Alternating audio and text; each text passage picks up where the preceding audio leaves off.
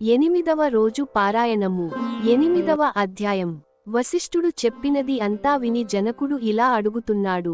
మహర్షి, మీరు చెప్పినవి అన్నీ విన్న తరువాత నాకు ఒక సందేహం కలుగుతోంది. వర్ణసంకరం మొదలైన మహాపాపాలను చేసిన దుర్మార్గులు పవిత్రమైన వేదాలలో ప్రాయశ్చిత్తాలు చేసుకోకుండానే పరిశుద్ధులు కారు అని సమస్త ధర్మశాస్త్రాలు ఘోషిస్తుండగా, కేవలం కార్తీక వ్రతం ఆచరణతోనే సమస్త పాపాలు హరించుకుపోయి వైకుంఠాన్ని పొందుతున్నారని చెప్పడంలోని మర్మం ఏమిటి? ఇది ఎలా సంభవం? అత్యంత స్వల్పమైన పుణ్యంతోనే గొప్ప గొప్ప పాపాలు ఎలా నశించిపోతాయి? గండ్రగొడ్డళ్లతో కూడా కూలనటువంటి సాధ్యం కాని మహాపర్వతాన్ని కేవలం కొనవ్రేలి గోటితో కూల్చడం సాధ్యం అవుతుందా? అగ్నిలో దగ్ధం అవుతున్న ఇంటిలో ఉన్నవాడు ఆ మంటల మీద కొద్దిపాటి నీళ్లు చల్లినంత మాత్రాన అగ్నిప్రమాదం తొలగిపోతుందా? ఏ మహానదీ ప్రవాహంలోనో కొట్టుకునిపోయే వారిని ఓపాటి గడ్డిపరక గట్టుకు చేర్చగలుగుతుందా? తనకు తానై కొండమీద నుంచి క్రిందికి దూకి పడేవాడు కొండచర్యలలోని ఏ లతనో పట్టుకున్నంత మాత్రం చేతనే పాతవేగాన్నుంచి సంరక్షించబడతాడా?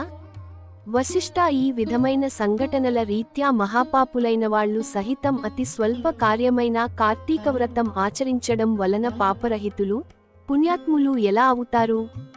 వీటికి నీ సమాధానం ఏమిటి? జనకుడి ప్రశ్నకు జ్ఞానహాసం చేస్తూ ఇలా చెప్పడం మొదలుపెట్టాడు వశిష్ఠుడు. జనకుడి ప్రశ్నలకు వశిష్ఠుడి జవాబు. వశిష్ఠ ఉవాచ, మంచి విమర్శే చేశావు మహారాజా. చెబుతాను విను. ధర్మాన్ని సూక్ష్మంగా చింతించాలేగాని స్థూలరూపాన్ని మాత్రమే ఆలోచించకూడదు. అదీ కాక వేదశాస్త్ర పురాణాలు అన్నీ కూడా అనేక ధర్మసూక్ష్మాలను మనకు అందిస్తున్నాయి. ఆయా ధర్మసూత్రాల వలన కొన్ని సందర్భాలలో గొప్ప గొప్ప పుణ్యాలు స్వల్పమైనవిగాను, స్వల్ప పుణ్యాలు గొప్పవిగాను పరిణమిస్తూ ఉంటాయి.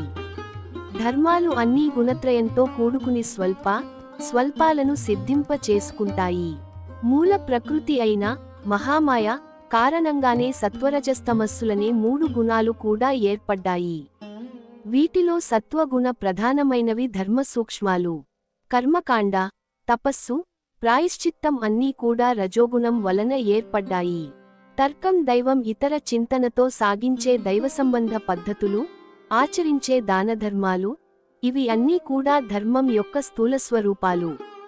ఇవి తమోగుణం వలన ఏర్పడతాయి. వీటిల్లో సత్వగుణం ప్రధానంగా ఆచరించే ధర్మాలు స్వల్పంగా తోచినప్పటికీ దేశకాలయోగ్యాదులు వలన విశేష ఫలాలను ఇస్తాయి. దేశం అంటే పుణ్యక్షేత్రం, కాలం అంటే పుణ్యకాలం, యోగ్యమంటే పాత్రత బ్రహ్మజ్ఞత కలవాళ్ళు. ఈ మూడింటినీ చింతించకుండా చేసే సర్వధర్మాలు తామసాలు, వీటివలన పాపాలు నశించవు. కాబట్టి దేశకాల యోగ్యతలను విచారించి చేసేవే సత్వధర్మాలు. వీటిలో కొన్ని సమకూడి కొన్ని సమకూడక జరిపేవి రజోగుణ ధర్మాలు అని వేరే చెప్పక్కరలేదు కదా. జనకరాజా, అన్నిటికీ కర్మమే మూలం. ఎవరి కర్మలను బట్టి వారికి ఫలితాలు ఉంటాయి. అయినప్పటికీ మనిషికి జ్ఞానం అనేది ఉండడం వలన ఆచరించే ధర్మాలను పై మూడింటితో పోల్చుకుని ప్రయత్నపూర్వకంగా అయినా ఆచరించాలి. ఆ విధంగా 3 కలిసి వచ్చినప్పుడు ఆచరించిన ధర్మం అక్షయ ఫలితాన్ని ఇస్తుంది. రాజా, పర్వతం అంత ఎత్తు కట్టెలను పేర్చి వాటి మధ్య గురివింద గింజంత అగ్నికణాన్ని ఉంచితే ఆ అగ్నికణం ఆ కట్టెలను ఎలా కాల్చివేయగలుగుతుందో, సువిశాలమైన నట్టింట పెట్టిన నలుసంత దీపం ఆ ఇంటి చీకట్లను ఎలా తొలగిస్తుందో, గుండిగెడు మురికినీళ్లను ఒక్క ఇండుపగింజ ఎలా శుభ్రపరుస్తుందో, అదే విధంగా తెలిసిగాని తెలియకగాని పుణ్యకాలంలో, పుణ్యక్షేత్రంలో, పుణ్యమూర్తుల వలన ఆచరించే ధర్మం అనంత పాపాలను దగ్ధం చేసి మోక్షానికి మార్గాన్ని వేస్తుంది. ఇందుకు ఉదాహరణగా ఒక కథ చెబుతాను విను. అజామీస పాఖ్యానము. బహుకాలం పూర్వం కన్యాకుబ్జ క్షేత్రవాసి సార్థక నామధేయుడు అయిన సత్వనిష్ఠుడు అనే బ్రాహ్మణుడికి అజామిలుడు అనే కుమారుడు ఉండేవాడు. వాడు పరమ దురాచారుడు, దాసీ సాంగత్యపరుడు, హింసాప్రియుడుగా ఉండేవాడు.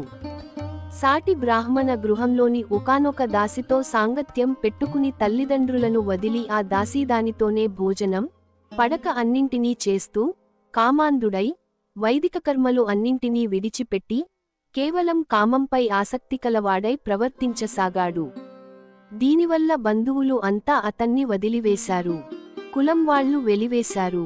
అందుకని ఇల్లు వదిలిపెట్టి వెళ్లవలసి వచ్చిన అజామిలుడు చండాలపు వాడలోని ఒకానొక దాసిదానితో కాపురం పెట్టి కుక్కలను మృగాలను ఉచ్చులు వేసి పట్టుకునే వృత్తితో బ్రతికే జనాలలో లీనమై మధుమాంసాలు తినడం అలవాటు చేసుకుని కాలం గడపసాగాడు.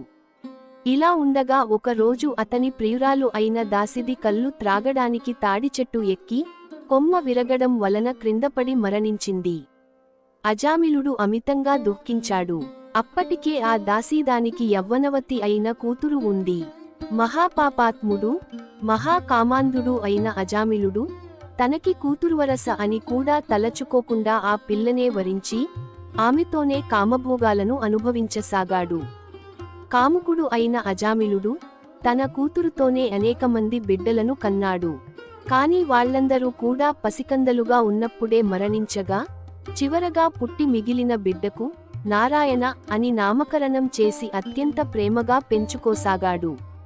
తాను తింటున్నా నిద్రపోతున్నా ఏం చేస్తున్నా సరే ఎప్పుడూ అతన్నే స్మరించుకుంటూ నారాయణ నారాయణ అని పిలుచుకుంటూ తన్మయుడు అవుతూ ఉండేవాడు. కాలం గడిచి అజామిలుడు కాలం చేసే సమయం ఆసన్నమైంది. అతడిలోని జీవుడిని తీసుకొని పోవడానికిగాను ఎర్రని గడ్డాలు మీసాలు కలిగి చేతిలో దండపాసాలను ధరించిన భయంకర రూపులైన యమదూతలు వచ్చారు. వారిని చూస్తూనే గడగడలాడిపోయిన అజామిలుడు ప్రాణం పోయే సమయంలో కూడా పుత్రవాత్సల్యాన్ని విరమించుకోలేక ఎక్కడో దూరంగా స్నేహితులతో ఆటలలో మునిగి ఉన్న కుమారుడి కోసం నారాయణ ఓ నారాయణ తండ్రి నారాయణ అని పలుమార్లు పిలవసాగాడు. ఆ పిలుపు అతని కొడుకుకు వినబడలేదు. అతను రాలేదు. కాని దగ్గరికి వచ్చిన యమదూతలు ఆ నారాయణ నామస్మరణను విని వెనుకకు జంకారు. అదే సమయంలో అక్కడ ప్రత్యక్షం అయిన విష్ణుదూతలు ఓ యమదూతలారా అడ్డుతొలగండి, ఇతడు మాచే తీసుకొని వెళ్లడానికి తగినవాడే కాని మీరు తీసుకుని వెళ్లదగినవాడు కాదు అని హెచ్చరించారు.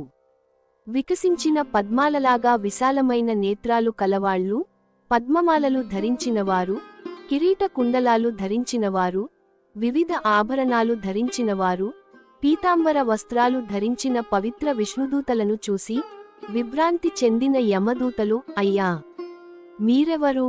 యక్ష గాంధర్వ సిద్ధచారణ కిన్నెర విద్యాధరులలో ఏ తెగకు చెందినవారు? మా ప్రభువు అయిన యమధర్మరాజు మాకు విధించిన ధర్మం రీత్యా తీసుకొని వెళ్లనున్న ఈ జీవిని మీరెందుకు తీసుకుని వెళుతున్నారు అని అడగడంతో విష్ణుదూతలు ఇలా చెప్పసాగారు.